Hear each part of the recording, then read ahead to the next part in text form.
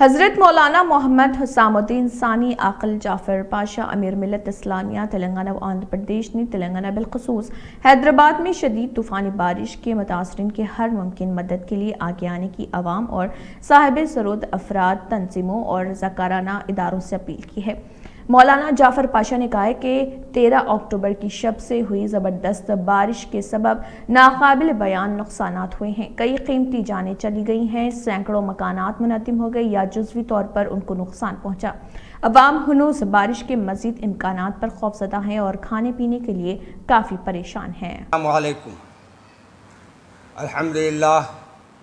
الحمدللہ نحمدہ ونستعینہ ونستغفرہ ونؤمن بہ ونتوکل علیہ، اما بعد۔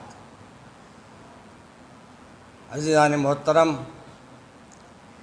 آج حیدرآباد کے جو حالات ہیں وہ کسی سے چھپے ہوئے نہیں ہیں۔ موجودہ حالات ہمارا اس میں بڑا حق ہے کہ آپ اپنے پڑوسی کا بھی خیال رکھیں۔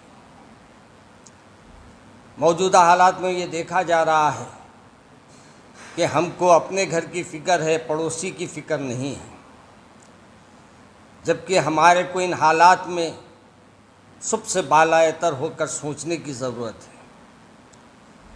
مجھے حیرت ہوتی ہے کہ ان لوگوں پر جو آج بھی سب کو اپنی گھر بچانے کی لگی ہوئی ہے، اپنے بچوں کو بچانے کی لگی ہوئی ہے، اپنے گھر والوں کو بچانے کی لگی ہوئی ہے، مگر بعض نوجوان ایسے کچھ کاموں میں مبتلا ہو رہے ہیں، ایسے کچھ کام انجام دے رہے ہیں جس کو بیان کرنے سے بھی شرم آ رہی ہے۔ ایسے موقع پہ ہم کو چاہیے کہ ہم آپ ایک دوسرے کا خیال رکھیں، ایک دوسرے کے گھر کی حفاظت کریں، ایک دوسرے کے مال کی حفاظت کریں اور ہر طریقے سے ایک دوسرے کا تعاون کریں۔ ایسے موقع پہ میں جہاں حکومت کے طرف میرے ایک غور کرنے پر معلوم ہوتا ہے کہ حکومت کی لاپرواہی حد سے زیادہ اس میں نظر آتی ہے۔ مجھے حیرت ہے کہ ہمارے حکومت والے ابھی بھی کوئی ایسا عمل نہیں کر رہے ہیں جس سے ہم کو یہ احساس ہو کہ حکومت ہمارا تعاون کرنے والی ہے اور ہمارا تعاون کر رہی ہے۔ اور مجھے یہ بھی احساس ہے کہ آج ہمارے جتنے بلدیہ کے اسکاؤٹ ہے یا جتنے بلدیہ کے کام کرنے والے ہیں، آج بھی ان کا کہیں بھی نام و نشان نہیں ہے۔ میرے عزیز دوستوں اور بزرگوں، اس وقت ہمارا یہ اہم فریضہ ہے کہ ہم اپنے پڑوسیوں کا خیال رکھیں، اپنے اطراف والوں کا خیال رکھیں، ان کے کھانے پینے کا خیال رکھیں، ان کی دواؤں کا خیال رکھیں۔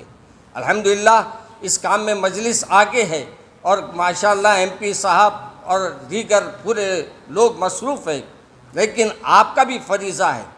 ایک بات یاد رکھیے، ہم کو صرف ایک پہ یہ نہیں کرنا ہے کہ ہم اسد صاحب کو کہہ دیے ہیں، ہم فلاں صاحب کو کہہ دیے ہیں، نہیں، یہاں ہر ایک کا فریضہ ہے۔ یہ جو مشکل آئی ہے یہ کسی کے لیے نہیں ہے بلکہ یہ اللہ کے طرف سے آزمائش ہے، اور اس آزمائش میں آپ کا کام یہ ہے کہ اپنا فرض نبھائے، اپنے لوگوں کے ساتھ حسن سلوک کرے اور ان کے ساتھ پورا تعاون کرے اور جتنا ممکن ہو سکے ان کا پورے طریقے سے خیال رکھے۔ اور ساتھ میں ان تمام لوگوں سے بھی جو اس وقت آگے بڑھ کر ہر تنظیم جو کام کر رہی ہے ان کو بھی میں مبارکباد دیتا ہوں کہ وہ ایسے وقت میں، ایسے مصیبت کے وقت میں لوگوں کا آگے بڑھ کے تعاون کر رہے ہیں۔ اور میں اخبار والوں کو بھی اور ٹی وی چینل والوں کو بھی مبارکباد دیتا ہوں کہ وہ اس مصیبت میں بھی لوگوں کے پاس جا رہے ہیں، پہنچ رہے ہیں، ان کی مدد کے لیے آگے بڑھ رہے ہیں۔ یہ بہت ضروری ہے۔ ہم اپنے لیے تو جی لیتے ہیں لیکن کچھ لمحات دوسروں کے لیے بھی جینا یہ سب سے بڑا کمال ہے۔